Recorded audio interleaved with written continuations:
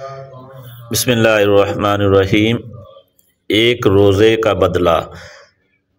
حضرت ابو مسعود غفاری رضی اللہ تعالیٰ عنہ سے روایت ہے کہ میں نے رسالت مآب صلی اللہ علیہ وسلم سے رمضان کے چاند نظر آنے پر یہ ارشاد فرماتے ہوئے سنا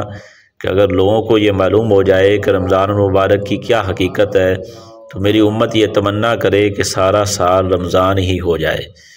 پھر قبیلہ خزاع کے ایک شخص نے عرض کیا کہ اللہ کے نبی صلی اللہ علیہ وسلم رمضان کے بارے میں ہمیں کچھ بتلائیے۔ آپ صلی اللہ علیہ وسلم نے ارشاد فرمایا، رمضان المبارک کے لیے جنت شروع سال سے اخیر سال تک سجائی جاتی ہے۔ جب رمضان شریف کا پہلا دن ہوتا ہے تو عرش اعلیٰ کے نیچے سے ایک ہوا چلتی ہے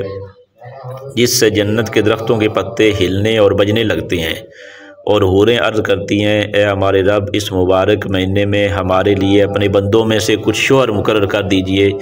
جن سے ہم اپنی آنکھیں ٹھنڈی کریں اور وہ ہم سے اپنی آنکھیں ٹھنڈی کریں۔ اس کے بعد پھر آپ صلی اللہ علیہ وسلم نے فرمایا، کوئی بندہ ایسا نہیں ہے کہ رمضان شریف کا روزہ رکھے مگر یہ بات ہے کہ اس کی شادی ایسی حور سے کر دی جاتی ہے جو ایک ہی موتی سے بنے ہوئے خیمے میں ہوتی ہے، جیسا کہ اللہ تعالیٰ نے کلام پاک میں فرمایا ہے، حور مقصورات فی الخیام، یعنی حوریں خیموں میں رکی رہنے والی ہوں گی۔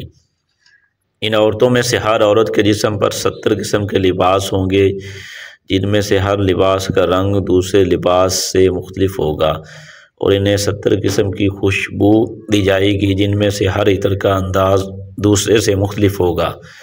اور ان میں سے ہر عورت کی خدمت اور ضرورت کے لیے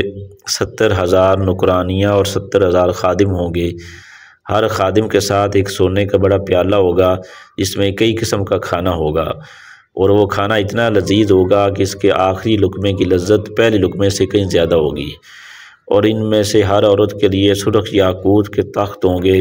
ہر تخت پر 70 بسترے ہوں گے جن کے استر موٹے ریشم کے ہوں گے،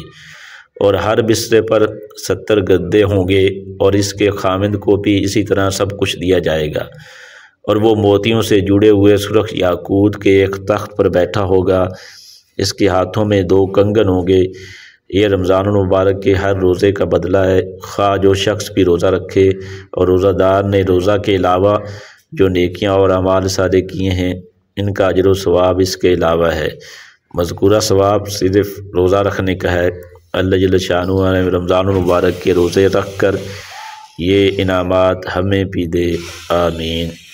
الترغیب والترہیب کے اندر یہ حدیث درج ہے۔